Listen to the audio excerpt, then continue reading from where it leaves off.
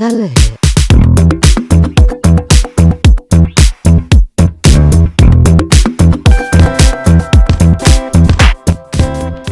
दोस्तों, अपने घर या मकान का कंस्ट्रक्शन करवाने से पहले इसकी प्लानिंग क्यों ज़रूरी होती है, इसका क्या मोटिव होता है? अगर आप अपने मकान की प्लानिंग करवाते हैं तो इससे आपको क्या फ़ायदे होंगे? अगर आप प्लानिंग नहीं करवाते हैं तो इससे आपको क्या नुकसान होंगे?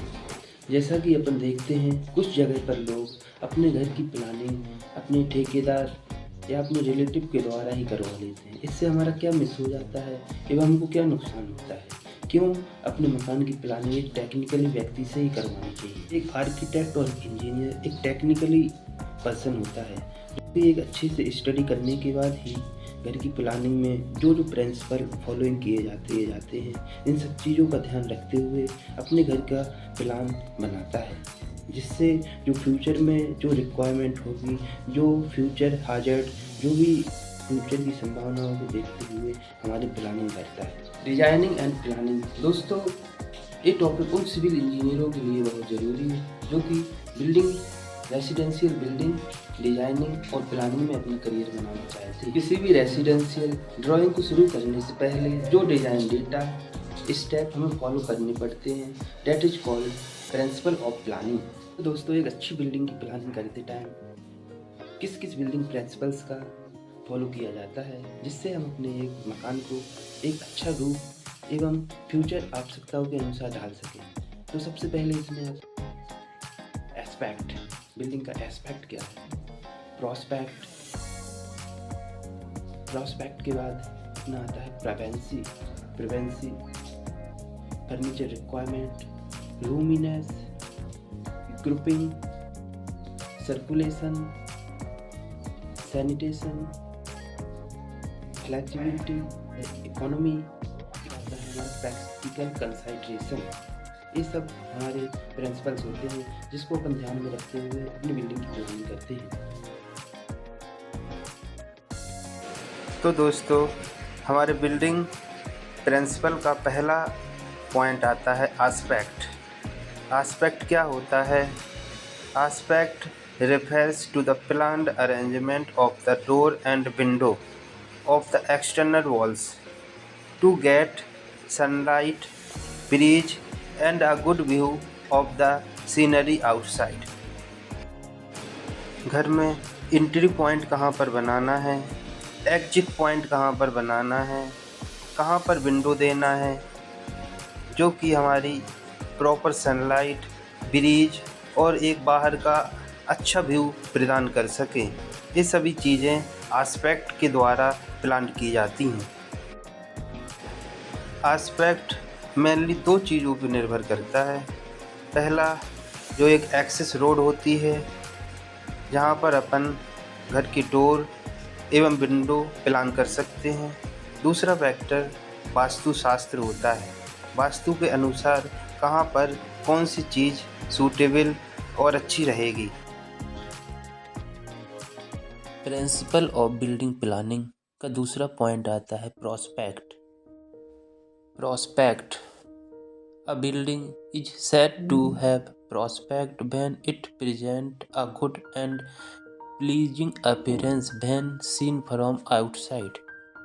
इसका मतलब ये है कि जब अपन अपनी बिल्डिंग को बाहर से देखते हैं तो इसका जो फ्रंट व्यू, जो इसका लुक है, वो एक अट्रैक्टिव और बहुत अच्छा शानदार लगना चाहिए। It is used to mean the external view as seen from certain rooms of the building.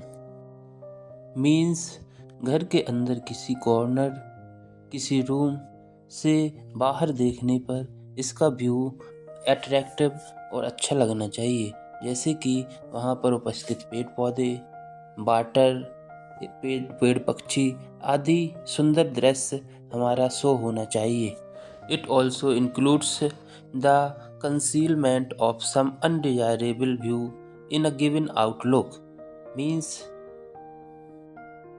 जैसे कि garbage stock, seepage water, impure water आदि अनडिजायरेबल व्यू शो नहीं होना चाहिए। यही हमारे प्रोस्पेक्ट का मोटिव होता है। For residential building planning, privacy is important consideration. There should be privacy from one room to another room and also from neighbor building and public buildings and street. दोस्तों, privacy दो प्रकार की होती है, internal privacy एवं external privacy. Internal privacy जैसे कि घर के अंदर उपस्थित रूम्स, किचन, ड्राइंग रूम, बरामदा, बाथरूम, टॉयलेट आदि सभी की अपनी अपनी प्राइवेसी होनी चाहिए। एक्सटर्नल प्राइवेसी मतलब अपने मकान की नियर बाई मकानों से प्राइवेसी, रोड एवं पब्लिक बिल्डिंग से अपने मकान की प्राइवेसी होनी चाहिए। The size of room directly depend upon the size and requirement of furniture। जैसे कि हमें अपनी रूम की साइज को घर में रिक्वायरमेंट फर्नीचर के अनुसार डिजाइन करना चाहिए। बिल्डिंग के स्टैंडर्ड के हिसाब से फर्नीचर की रिक्वायरमेंट की होती है, उसी हिसाब से बिल्डिंग में रूम्स की डिजाइन की जाती है। जैसे कि LIG lower income group required less furniture, इसी प्रकार HIG means higher income group required more furniture.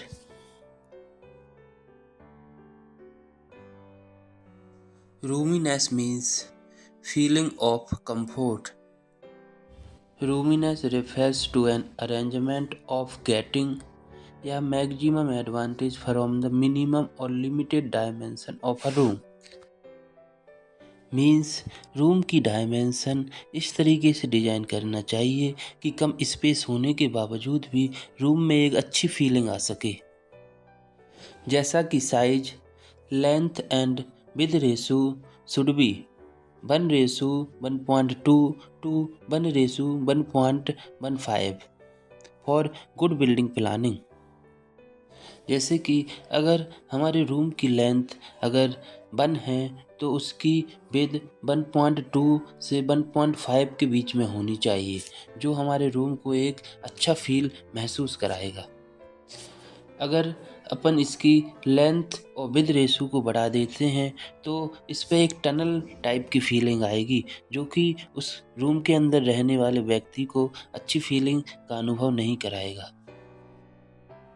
Grouping refers to easy communication and utility of various room, kitchen and dining rooms should be close to each other।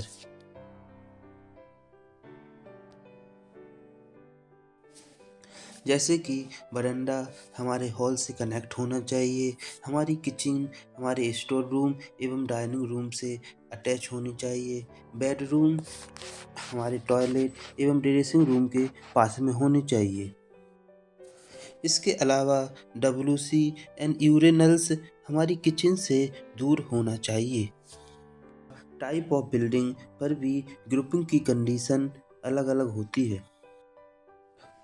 Circulation refers to providing open movement space in a building।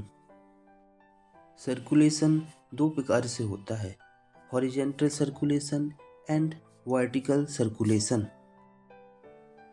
Horizontal circulation में building के अंदर horizontally one room से another room में movement horizontal circulation कहलाता है। हमारे जो staircase, lifts and ramp, इसके द्वारा जो भी मूवमेंट होता है इसको हम वर्टिकल सर्कुलेशन बोलते हैं।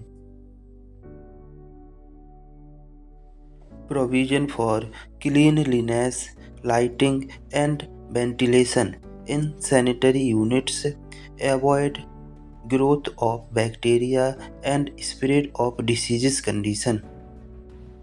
बिल्डिंग के अंदर प्रॉपर साफ सफाई, लाइटिंग एवं वेंटिलेशन हो, जिससे कि बैक्टीरिया ना फैलें और इसके कारण कोई भी बीमारियां उत्पन्न ना हो। The ventilators in bath WC permit sunlight and air circulation to maintain hygienic condition. The kitchen should have glazed tiles and dado. जैसा कि हमारी बाथरूम और WC में प्रॉपर वेंटिलेटर्स होने चाहिए, जिससे कि प्रॉपर सनलाइट और हवा का सर्कुलेशन हो सके। सैनिटेशन में 3 मेन पॉइंट। पहला लाइटिंग जो कि नेचुरल और आर्टिफिशियल हो सकती है। दूसरा हमारा वेंटिलेशन भी हमारा नेचुरल और आर्टिफिशियल हो सकता है। तीसरा हमारा क्लीनलीनेस, जिसको अपन फ्लोर पर डैम्प प्रूफ कोर्स एवं प्रोवाइडिंग स्लोप, इसके द्वारा अपन अच्छा सैनिटेशन प्रोवाइड कर सकते हैं।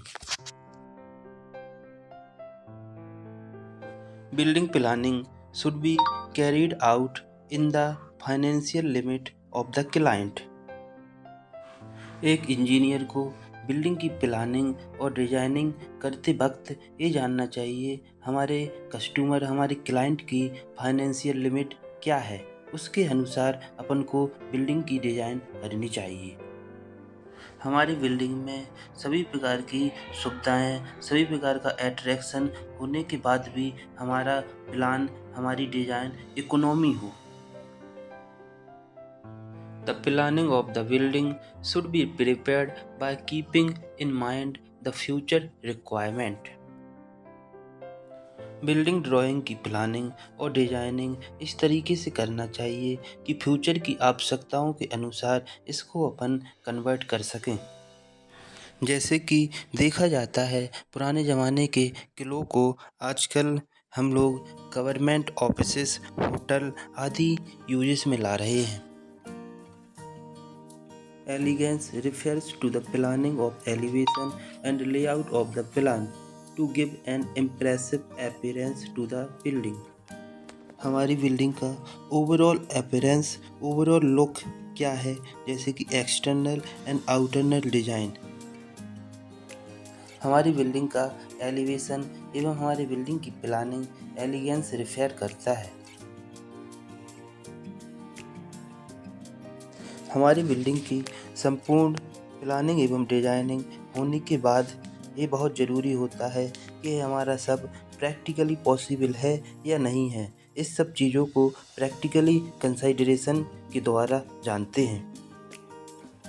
जो डिज़ाइन हमारे इंजीनियर द्वारा प्रदान की जाती है, क्या वो फील्ड पर प्रैक्टिकली पॉसिबल है या नहीं है, सॉइल बीयरिंग कैपेसिटी क्या है, स्ट्रक्चरल स्टेबिलिटी क्या रहेगी एवं वहाँ पर साइट कंडीशन क्या है।